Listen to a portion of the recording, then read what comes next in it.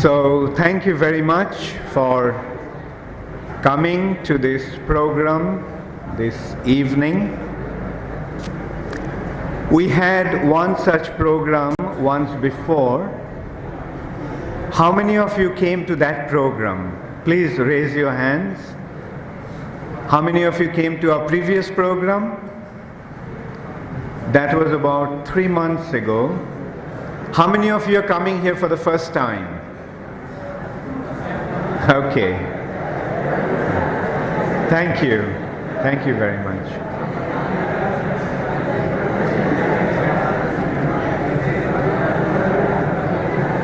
Hare Krishna. So, today's topic is, who are you? This topic has been derived from the Vedic concept Athato Brahma Jigyasa. How many of you know Sanskrit? Please raise your hands. How many of you study Sanskrit in school? Just the basic Sanskrit. Okay. Most of you. Okay, thank you. Because when I use the Sanskrit terms, I wanted to make sure that you all are acquainted with the language. In the Vedas, it has been pointed out that the human life begins, or the purpose of human life is to inquire about oneself.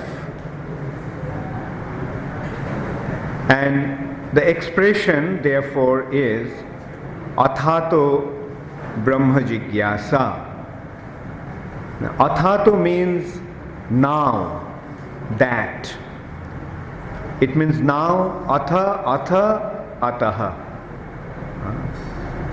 Athato, now that you have got the human form of life, you must inquire about Brahma Jigyasa. Brahma means spiritual reality. There is this material nature, and beyond this material nature, there is a spiritual reality. How many of you accept that there is a spiritual reality beyond this material nature? Please raise your hands. Okay, very good. Thank you. Thank you. Beyond this material nature, there is a spiritual reality, and it is important to understand that there is a spiritual reality. Now, for example, matter is inert, right? Generally, matter is inert. Matter doesn't have any consciousness. For example, this table is matter, right? This table is made of matter. Does this table have consciousness? It's inert, right? The table is inert. What about this? This is inert. What about this? What about the floor? Inert. What about the pillar? What about the wall? So inert matter, right? Matter is inert. But what about you? What about you? Are you inert? You are conscious, right? आप में चेतना है, आप चेतन हैं, आप जड़ नहीं हैं। तो what makes you and I conscious or living? We are living. Hindi is better that I speak in English. It's forcing everyone to.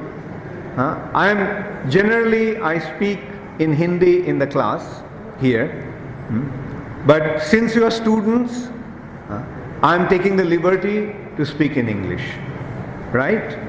You all are educated, so in your college, and the university, the lectures are given in Hindi or English. English. Okay, so in the college you listen to the lectures in English.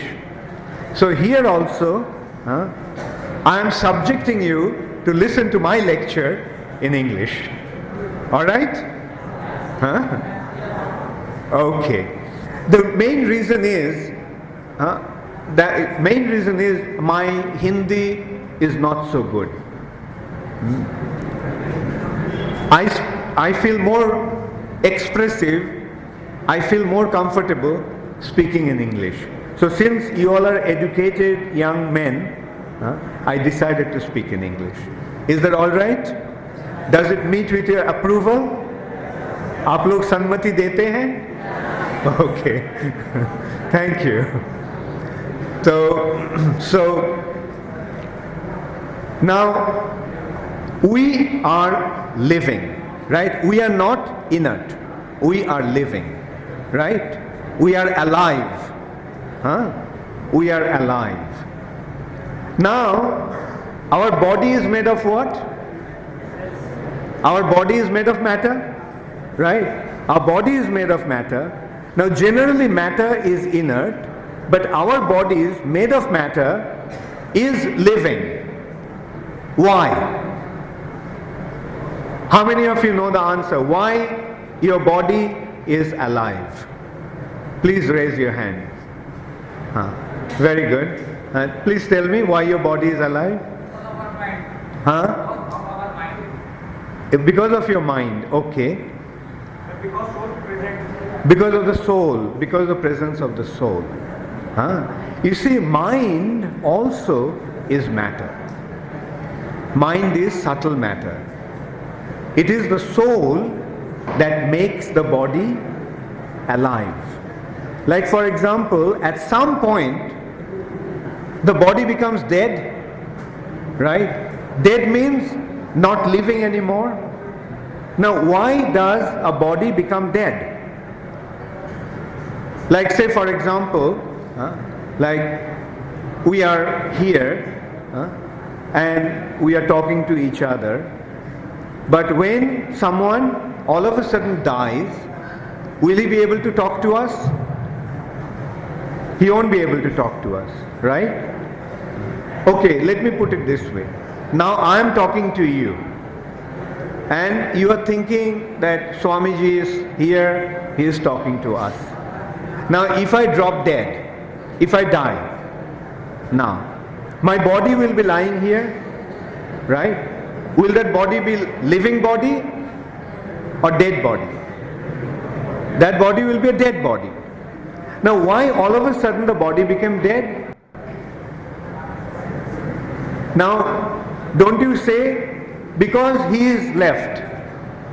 Now who is that he who left?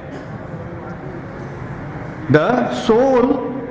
When the soul leaves the body becomes dead. Right? Now the question is, what is the soul? In India, practically everybody believes in the existence of the soul. I didn't go into that as yet. I'm just giving the prelude. So in India, everybody practically believes in the existence of soul. How many of you believe in the existence of soul? Please raise your hands. आप में कौन मानते हैं कि आत्मा है?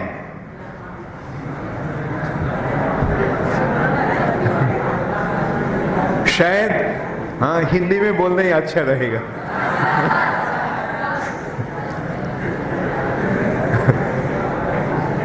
Okay, how many of you do not understand Hindi here? कौन हिंदी नहीं समझते हैं? How many of you do not understand Hindi? Okay, everyone understands Hindi. Okay, ठीक है, मैं तो हिंदी में ही बोलने का कोशिश करूंगा, ठीक है? ओके। तो शरीर, ये शरीर भौतिक है, और भौतिक होने के कारण ये शरीर जड़ है। मतलब ऐसे इस शरीर में चेतना नहीं रहना चाहिए, परंतु हमारा शरीर चेतन क्यों है? आपका शरीर चेतन है, आप में चेतना है, चेतना क्यों है? चेतना है क्योंकि शरीर में आत्मा है।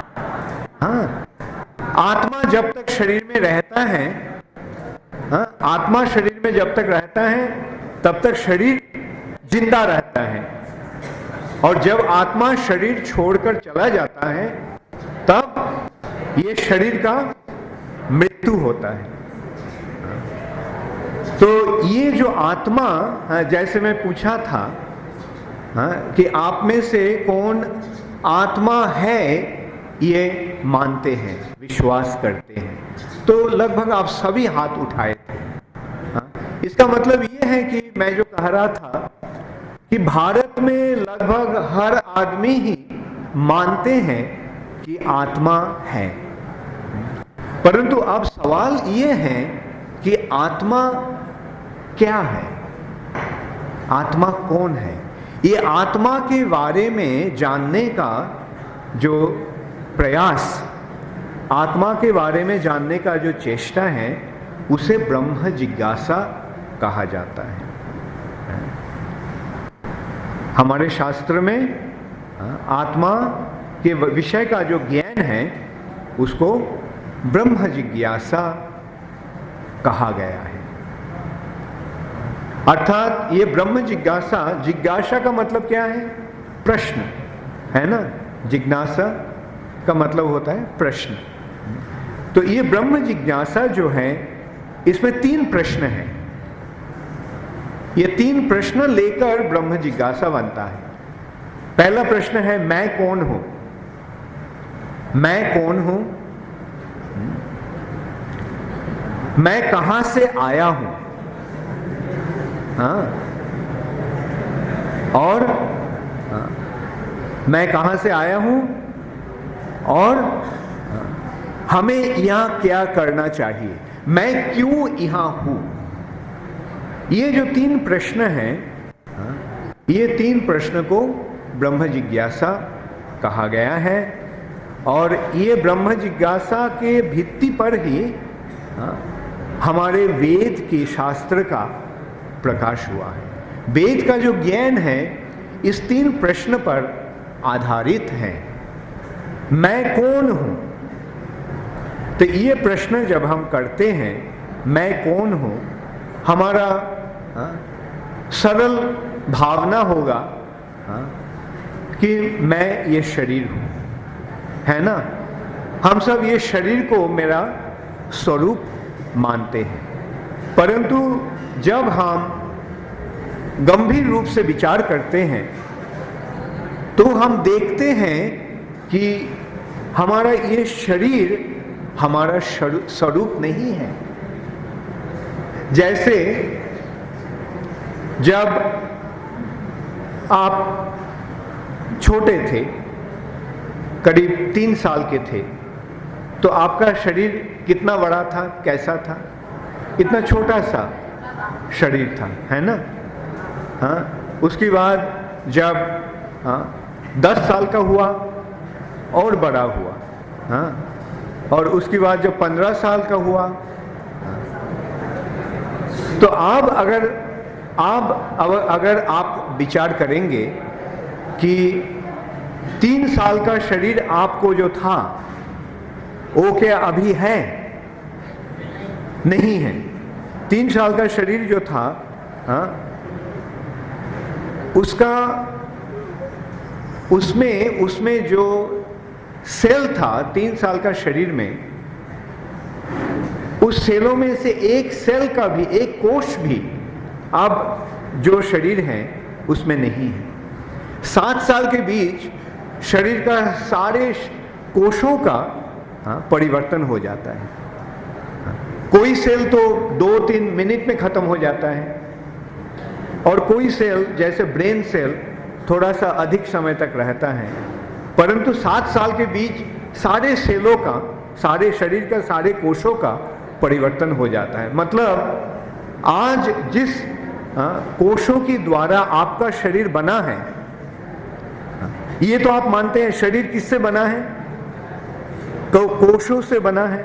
ये जो अस्थि, मज्जा, मांस, ये है, ये कोष है, कोष से बना हुआ है ना, बायोलॉजिकल सेल्स।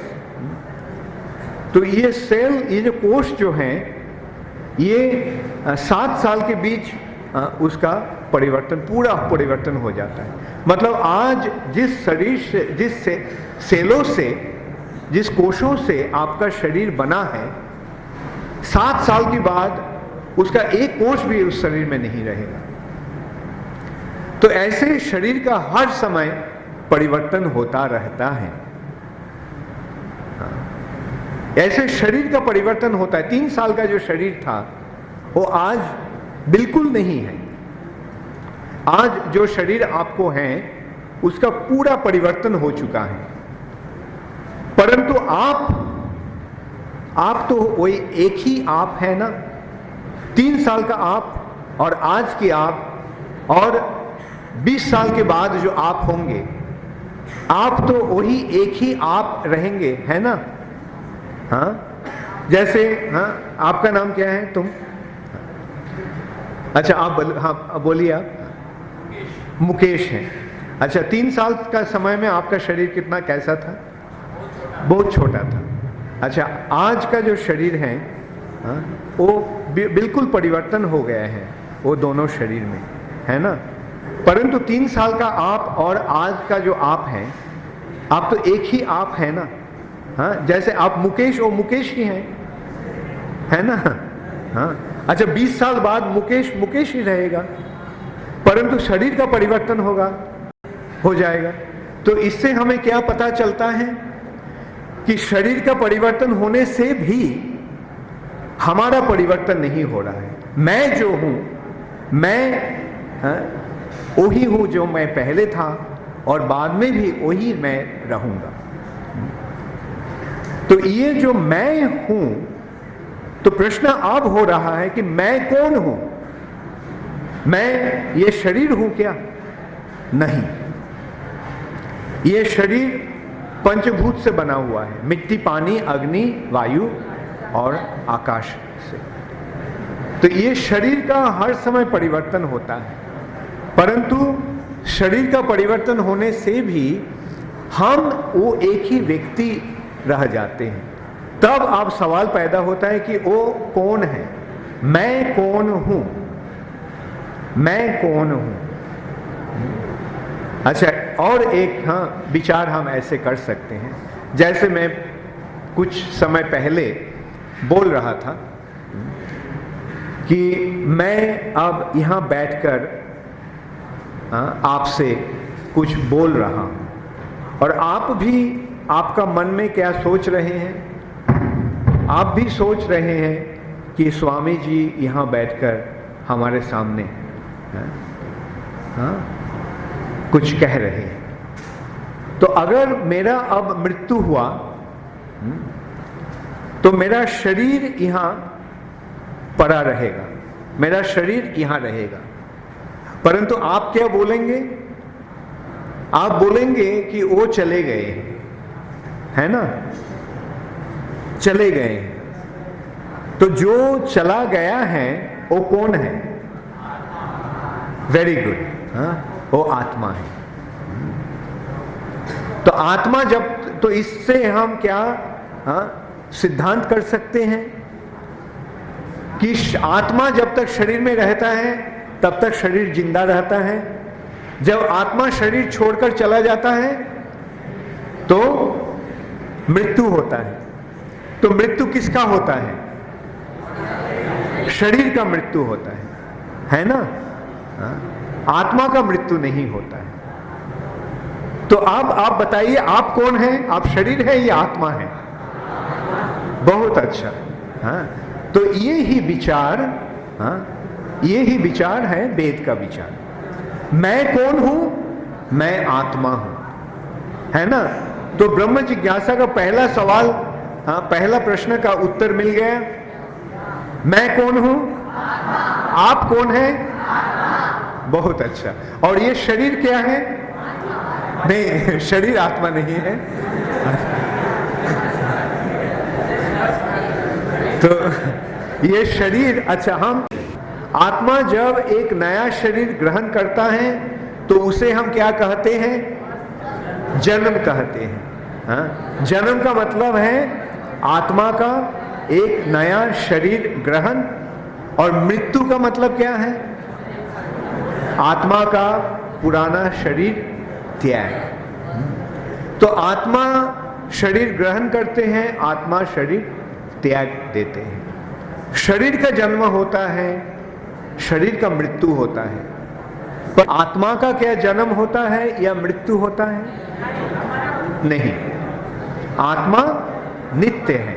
हाँ, तो ये जो आत्मा के विषय का जो ज्ञान है, उस ज्ञान को वेद में ब्रह्म ज्ञान कहा गया है। ब्रह्म का मतलब है चिन्मय, चेतन, आध्यात्मिक। आत्मा चिन्मय है, आत्मा नित्य है, आत्मा चेतन है। तो ये आत्मा के बारे में जो ज्ञान है उसे ब्रह्म ज्ञान कहा गया है, और आत्मा के बारे में जो प्रश्न है उसको ब्रह्म जिज्ञासा कहा गया है। तो आप समझे मनुष्य जीवन का उद्देश्य क्या है? अथा तो ब्रह्म जिज्ञासा। तो आप बताइए, ये जो ब्रह्म जिज्ञासा है, आत्मा के बारे में, आध्यात्मिक जगत के बारे में, आध्यात्मिक विषय के बारे में जो प्रश्न है वो जरूरी है या नहीं? उसका प्रयोजन है? ये जो प्रश्न है, ये जो जिज्ञासा है, ये जो अनुसंधान है, ये सबसे जरूरी है। क्यों? क्योंकि हम जब तक इस भौतिक जगत में हैं, भौतिक जगत का सारे वस्तु का कुछ प्रयोजन होता है। जैसे मकान, गाड़ी, वाड़ी, पैसा, दौलत, इसका जरूरत होता है। परंतु मृत्यु के पश्चात आपका क्या उसको साथ ले जा सकेंगे? नहीं जा सकेंगे। मृत्यु के पश्चात आपका रुपया ले सकेंगे आपके साथ? नहीं। आपका मकान का एक कमरा भी आप ले जा सकेंगे? नहीं। आप जो आपका जो डिग्री है वो ले सकेंगे मृत्यु के पश्चात? नहीं। तो मृत्यु के पश्चात ये सब कुछ हमको छोड़ के जाना पड़ेगा। परंतु ये जो ब्रह्म ज्ञान है या दिव्य ज्ञान है, इस ज्ञान हमारा साथ जाएगा, और इस ज्ञान मिलने से हमें पता चलेगा कि हम कौन हैं, हम कहां जा रहे हैं और हमें क्या करना चाहिए। तो अब हम ये स्लाइड्स के माध्यम हम कुछ तथ्य विश्लेषण करेंगे। यहां स्टार्ट फ्रॉम द बिगिनिंग।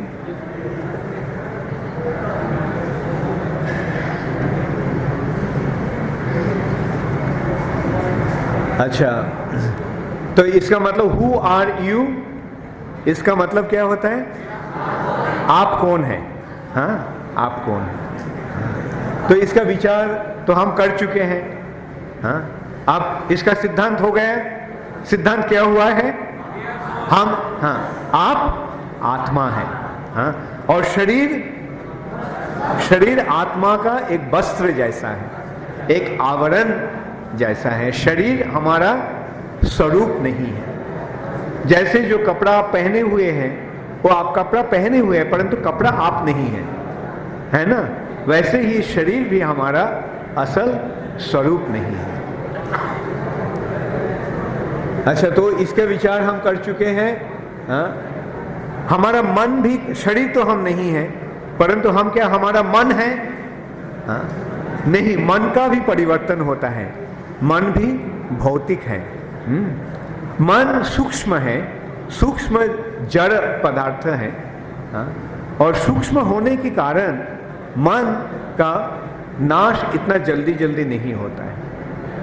जितना स्थूल होता है उसका नाश भी उतना ही जल्दी उसका खत्म हो जाता है, और जितना सूक्ष्म होता है उसका स्थिति उतना ही अधिक होता है। आपका बुद्धि है? हाँ? नहीं, वो भी नहीं। आप बोलते हैं ना, हाँ? मेरा मन, मेरा बुद्धि, मेरा शरीर, मेरा हाथ, मेरा पैर, और मैं कौन हूं? मैं नहीं बोलते कि मेरा आत्मा। हम क्या बोलते हैं? मैं आत्मा हूं। हाँ? तो मैं कौन हूं? आप कौन हैं? बहुत अच्छा। हाँ? तो आत्मा का जो प्रमाण, आत्मा जो है, इसका प्रमाण हम कुछ पहले विचार किया था। मैं बताया था शरीर का परिवर्तन होता है ना? तो ये आत्मा एक शरीर से दूसरा शरीर में, हाँ, उसका, हाँ, गमनागमन होता है। हाँ? एक जन्म के समय, हाँ, एक बच्चा का शरीर, उससे बढ़ते हुए, हाँ, एक जवान का शरीर हुआ। धीरे धीरे वो शरीर में बुढ़ापा आता है। बुढ़ापा आने के बाद शरीर का मृत्यु होता है, मतलब, हाँ, आत्मा शरीर छोड़कर चला जाता है। तो ये जो स्टार्टिंग पॉइंट है जहां आत्मा एक शरीर ग्रहण किया, उसे हम जन्म कहते हैं, और एंड पॉइंट जब आत्मा ये शरीर छोड़कर चला जाता है उसको हम मृत्यु कहता है। तो ये जन्म और मृत्यु किसका होता है? शरीर का होता है। हाँ? आत्मा अज या और अमर है। आत्मा का न तो जन्म होता है, आत्मा का न तो मृत्यु होता है। हाँ? आत्मा अमर है। हाँ? स अमृतताय कल्पते। ये जो आत्मा है, ये आत्मा अमृत, मतलब जिस आत्मा का कभी मृत्यु नहीं होता है। Move to the next one.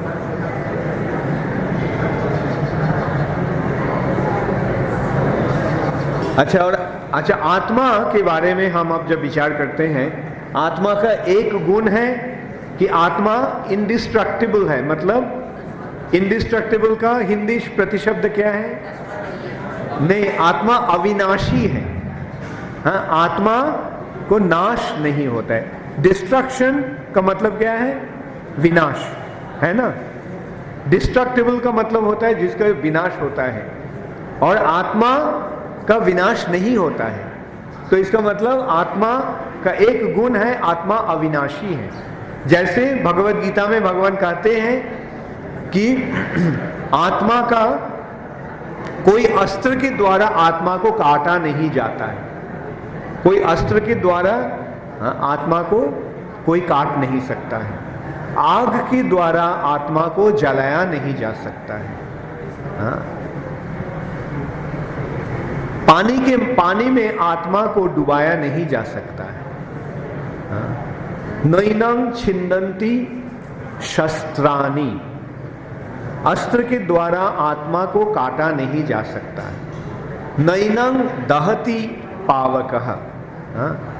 अग्नि के द्वारा, पावक अग्नि के द्वारा आत्मा को जलाया नहीं जा सकता है। न चैनं क्लेदयन्त अपो। पानी के द्वारा आत्मा को भिगाया नहीं जा सकता है। नायं शोषयति मारुतः। और वायु के द्वारा आत्मा को सुखाया नहीं जा सकता। अविनाशी तु तद विद्धि जेना सर्वम इदम ततम। ये जो आत्मा, ये आत्मा अविनाशी है। आत्मा को विभक्त किया नहीं जा सकता है। जैसे ये शरीर को हम काट सकते हैं, विभाग कर सकते हैं, परंतु आत्मा को हम काट नहीं सकते हैं, भाग नहीं कर सकते हैं। जैसे जब जन्म होता है, पिता माता से जन्म होता है, ऐसा नहीं कि पिता का आत्मा खंडित होकर पुत्र का जन्म होता है ना, पिता माता से शरीर का प्राप्ति होता है। आत्मा एक नया शरीर माता के गर्भ में ग्रहण करता है। आत्मा सच्चिद आनंद है, मतलब आत्मा नित्य है, आत्मा चेतन है, आत्मा आनंदमय है।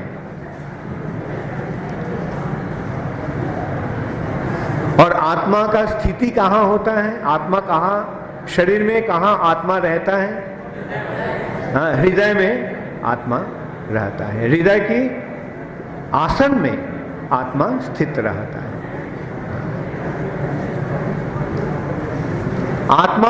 आत्मा शरीर को परिवर्तन करता है।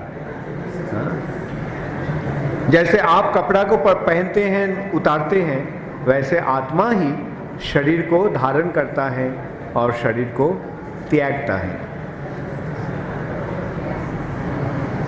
आत्मा बहुत क्षुद्र है। केशाग्र शतभागस्य शतधा।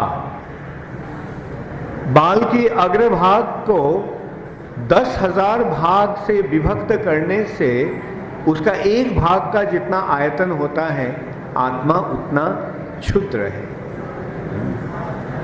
आत्मा बहुत सूक्ष्म है, बहुत क्षुद्र है। भौतिक दृष्टि से हम आत्मा को दर्शन नहीं कर सकते। और आत्मा के विषय में हम चिंतन भी नहीं कर सकते हैं। आत्मा अचिंतनीय है। आत्मा इनकंसीवेबल, अचिंतनीय है।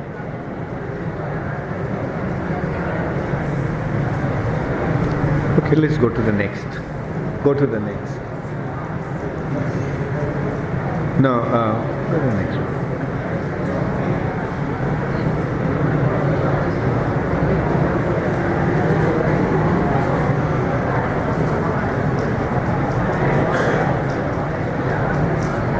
अच्छा ठीक है, ये we skip that also.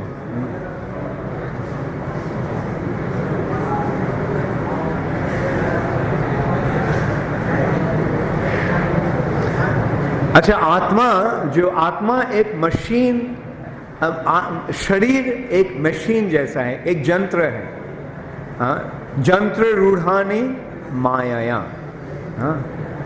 तो आत्मा जो है, ये शरीर आत्मा का एक यंत्र है, जिस यंत्र में जैसे गाड़ी है, गाड़ी क्या खुद चल सकता है? नहीं, गाड़ी को चलाना पड़ता है। कौन चलाता है? ड्राइवर, है ना। तो वैसे ही शरीर एक यंत्र है, और ये शरीर को शरीर का ड्राइवर कौन है? आत्मा है। ये शरीर को, जब तक आत्मा शरीर में है तब तक शरीर कार्य करता है। जब आत्मा शरीर छोड़कर चला जाता है, जैसे ड्राइवर जब तक है गाड़ी में, गाड़ी चलता है। जब ड्राइवर गाड़ी से निकल जाता है तब गाड़ी नहीं चलता है। तो वैसे भगवान कह रहे हैं कि यंत्र रूढ़ानी माया। माया, इस भौतिक प्रकृति, जड़ा प्रकृति हमें एक शरीर प्रदान किया है। ये शरीर, और ये शरीर भिन्न भिन्न प्रकार का होता है। जैसे मनुष्य का शरीर, जानवर का शरीर, पंछी का शरीर, पेड़ का शरीर, पौधे का शरीर, कीट का शरीर, कीड़े का शरीर, पतंग का शरीर। हरे कृष्णा, आप लोग हरे बोल, आप खामोश चुप रहिए आप लोग।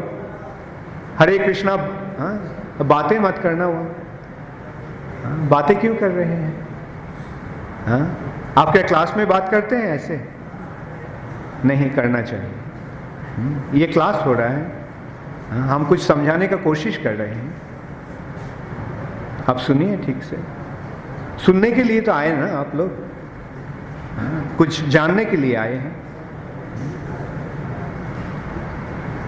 तो शरीर एक यंत्र जैसा है, और इस यंत्र को, ये शरीर प्रकृति प्रदान करते हैं। प्रकृति मतलब इस भौतिक जगत।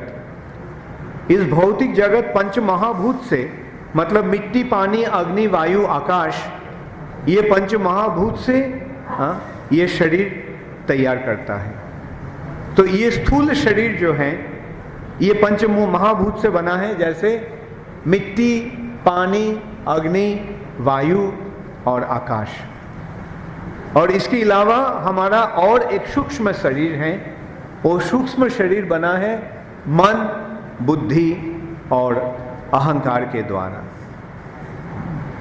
तो ये हमारा दो शरीर है, दो जड़ शरीर है, स्थूल शरीर और सूक्ष्म शरीर। और ये शरीर को चलाने वाला कौन है? आत्मा है। तो ये आत्मा,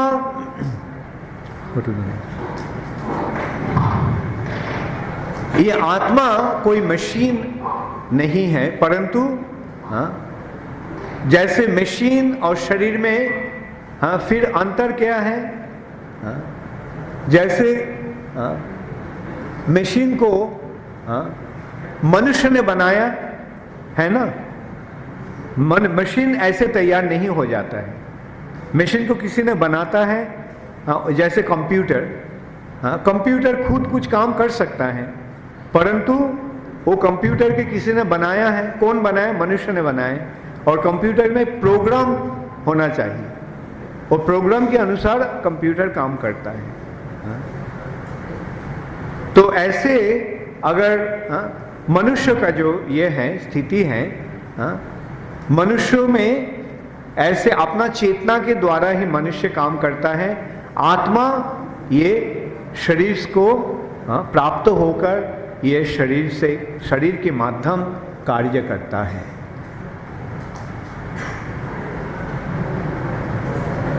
अच्छा, अब प्रश्न होता है, ये भौतिक जगत में हम जन्म मृत्यु के चक्कर में पड़े हुए हैं, जिसे संसार कहा जाता है। हिंदी में ये संसार शब्द का प्रयोग होता है, व्यवहार होता है, संसार। संसार का मतलब क्या है? संसार का मतलब है जन्म और मृत्यु का जो चक्र है। तो ये संसार, एक विचार तो वो है, आप जो कह रहे थे कि सारा विश्व को हम संसार कहते हैं। असल में सारे भौतिक जगत को हम संसार कहते हैं, परंतु संसार शब्द का असल अर्थ है, संसार शब्द का असल अर्थ है जन्म मृत्यु का चक्र। तो ये जन्म मृत्यु का चक्र में रहना चाहिए, यहाँ से जन्म मृत्यु का चक्र से मुक्त होना चाहिए, मुक्त होना चाहिए। क्यों? क्योंकि हम यहाँ भौतिक जगत में हम केवल कष्ट ही भोग कर रहे हैं। कष्ट का मतलब क्या होता है? हम जब कुछ चाहते हैं, वो जब नहीं मिलता है, तब उसे हम कष्ट कहते हैं, है ना? कष्ट का मतलब है जो हम चाहते हैं उसको नहीं मिलना। तो असल में हमारा सारे चाहना आध्यात्मिक है। क्योंकि हम आध्यात्मिक हैं, उसके कारण हमारा चाहना भी आध्यात्मिक है। क्योंकि हम आत्मा हैं, उसके कारण हमारे चाहना भी आत्मिक है। हम आत्मा हैं तो हमारा चाहना कैसा होगा? आत्मिक होगा। तो मतलब देखिए, आत्मा का कभी मृत्यु नहीं होता है। हम आत्मा हैं, उसके कारण हम मरना नहीं चाहता है ना? कोई भी व्यक्ति मरना चाहता है क्या? मरना नहीं चाहता है, परंतु उसको मरना होता है। हर व्यक्ति को मृत्यु होता है, परंतु पहले हम विचार कर चुके हैं मृत्यु किसका होता है? मृत्यु शरीर का होता है, देह का होता है। परंतु आप कौन है? आत्मा है। आत्मा का मृत्यु होता है? नहीं। आपका मृत्यु होगा? नहीं।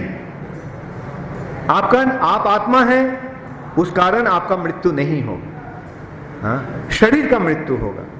हाँ, और ये संसार जो है, मतलब जन्म मृत्यु का जो चक्कर है, उसमें क्या होता है? हमको एक नया शरीर ग्रहण करके त्यागना पड़ता है। हम नहीं चाहते हैं, फिर भी हमको त्यागना होता है। तो ये जो स्थिति है, ये जो अवस्था है, हाँ, इससे हमको अगर मुक्त होना चाहते हैं तो हमें क्या करना चाहिए?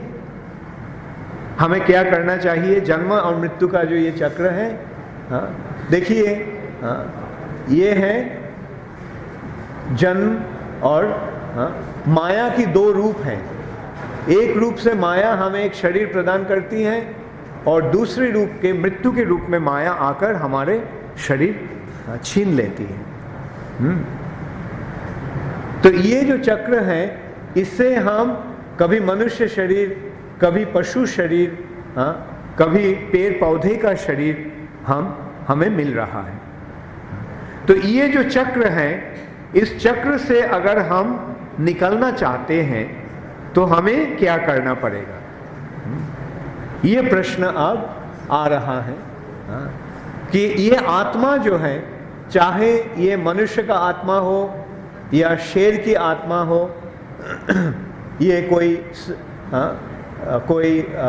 पंछी का आत्मा हो, कोई जानवर का आत्मा हो, सारे आत्मा ही भगवान का अंश है।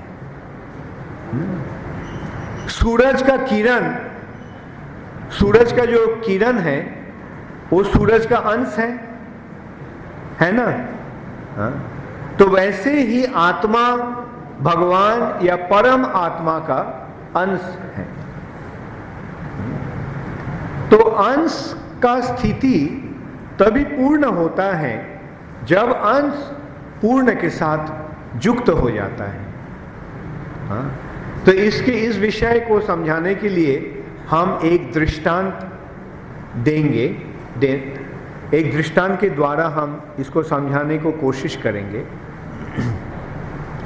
देखिए, चिंगार, हाँ, चिंगार आग है ना? परंतु चिंगार बहुत एक क्षुद्र आग की कण है।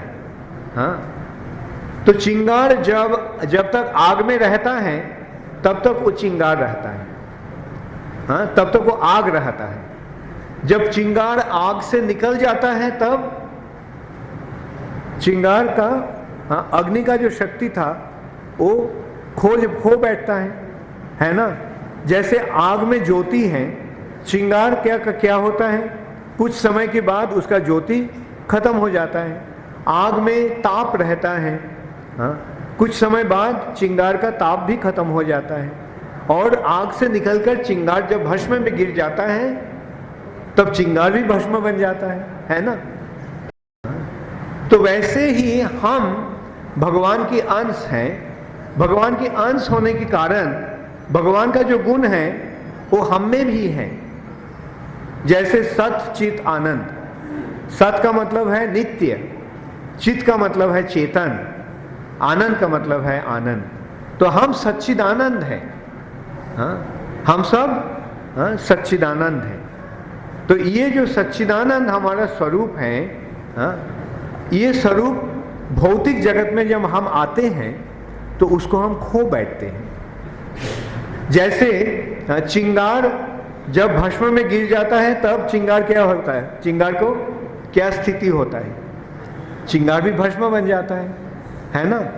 वैसे ही हम जब, हाँ, आत्मा होते हुए भी हम जब भौतिक जगत में गिर जाते हैं तो हम इस भौतिक जगत के साथ हमारा परिचय स्थापना कर लेते हैं। मतलब हम ये शरीर को हमारा स्वरूप समझना शुरू करते हैं।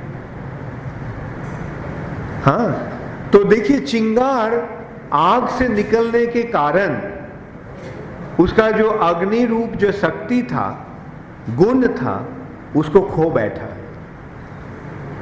तो अगर चिंगार को फिर आग बनना है, उस कण को फिर अगर आग बनना है, तो क्या करना होगा?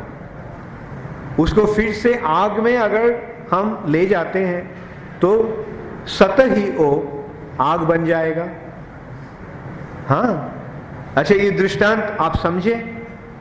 हाँ, अच्छा, तो हम भगवान के अंश हैं। भगवान से अलग हो जाने से हम हमारे जो सच्चिदानंद जो स्वरूप था उसको हम खो बैठे। तो अगर हम सच्चिदानंद फिर से बनना चाहते हैं तो हमें क्या करना पड़ेगा? भगवान के साथ हमारा संपर्क जोड़ना पड़ेगा, है ना? जब हम भगवान के साथ संपर्क जोड़ लेंगे तब हम भी फिर से सच्चिदानंद बन जाएंगे। तो भगवान के साथ संपर्क कैसे हम जोड़ सकते हैं? अब ये प्रश्न है, कैसे हम भगवान के साथ हमारा संपर्क जोड़ सकते हैं? भगवान के साथ हमारे संपर्क जोड़ने के लिए हमें भगवान के पास अपने आप को समर्पण करना पड़ेगा। हाँ, हम भगवान से अलग हो जाने से हम इस भौतिक जगत में गिर गए हैं। तो हम अगर भगवान के साथ युक्त होना चाहते हैं, हाँ, तो हमें क्या करना पड़ेगा? युक्त होने का जो पद्धति है उसे योग कहा जाता है। योग, भगवान के साथ युक्त होने का जो तरीका है उसे योग कहा जाता है।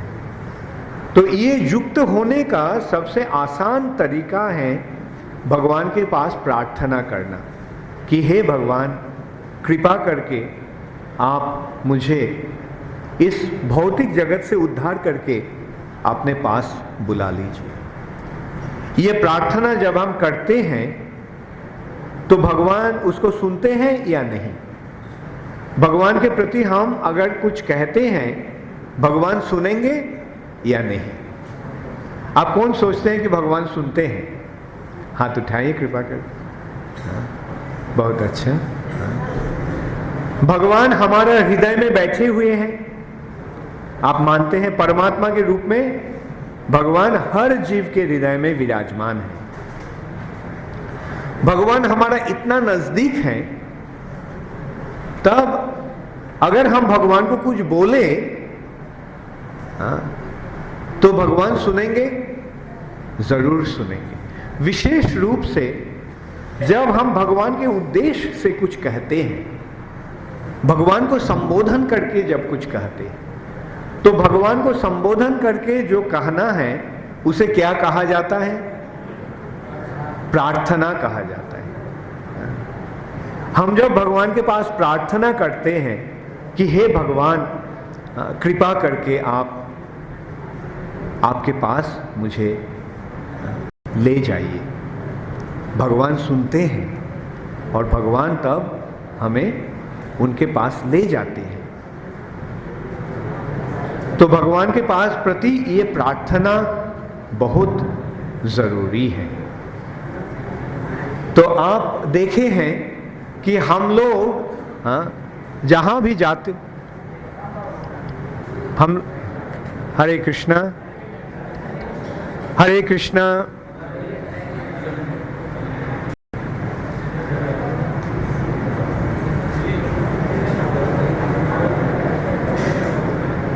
हरे, देखो तो ओटा ठीक है।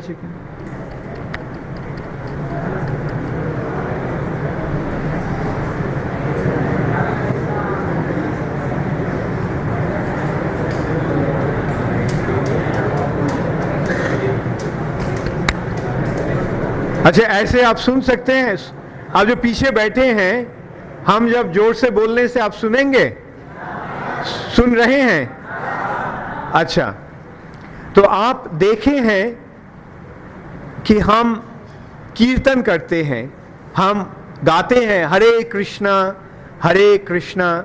कृष्णा कृष्णा हरे हरे, हरे राम राम राम हरे हरे। आप सुने हैं ना? तो आपको पता है क्यों हम लोग ये हरे कृष्ण कीर्तन करते हैं? क्योंकि हाँ, ये हरे कृष्ण है महामंत्र। महामंत्र का मतलब है ये भगवान के प्रति एक विशेष प्रार्थना। ये जो महामंत्र है, हाँ, ये भगवान के प्रति प्रार्थना है, जिसका उद्देश्य होता है कि हे भगवान, आप कृपा करके हमें इस भौतिक जगत से उद्धार करके आपके पास ले जाइए, आपको सेवा करने का मौका दीजिए, आपको प्यार करने का अवसर दीजिए। ये जो प्रार्थना है, हरे कृष्ण महामंत्र है, वो प्रार्थना। और इस कारण हम हर समय इस हरे कृष्ण महामंत्र का कीर्तन करते हैं, जप करते हैं। तो अगर कोई भगवान के साथ अपना संपर्क जोड़ना चाहते हैं तो उनको भगवान के प्रति प्रार्थना करना चाहिए और उनको हरे कृष्ण महामंत्र सबसे बढ़िया, सबसे उत्तम, सबसे फलदायी और सबसे आसान प्रार्थना है, जो प्रार्थना भगवान खुद आकर हमें सिखाए हैं। भगवान खुद भक्तों के रूप में आकर, श्री चैतन्य महाप्रभु के रूप में आकर हमें सिखाया कि अगर तुम भगवान के पास जाना चाहते हो तो तुम इस मंत्र को कीर्तन करते रहो। तो आपको पता था कि हम क्यों ये हरे कृष्ण महामंत्र कीर्तन करते हैं? पता था आपको? हाँ, अच्छा, तो अब पता चल गया है हाँ, क्यों हम ये महामंत्र को कीर्तन करते हैं? क्यों ये महामंत्र है भगवान के प्रति एक विशेष प्रार्थना। तो आप भी बोलिए हरे कृष्णा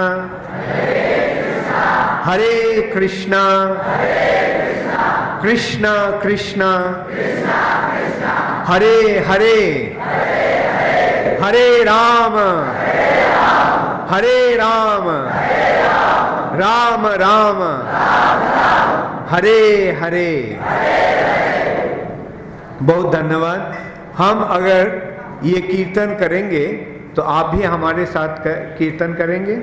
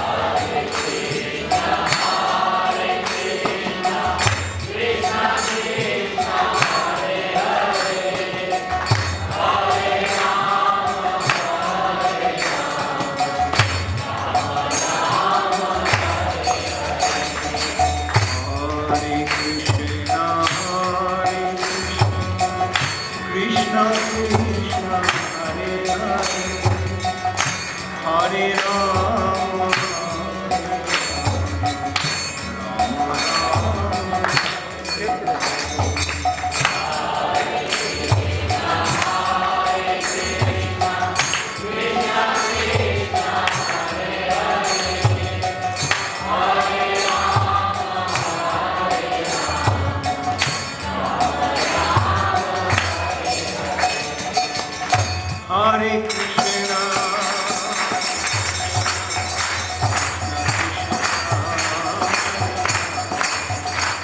Hare Rama,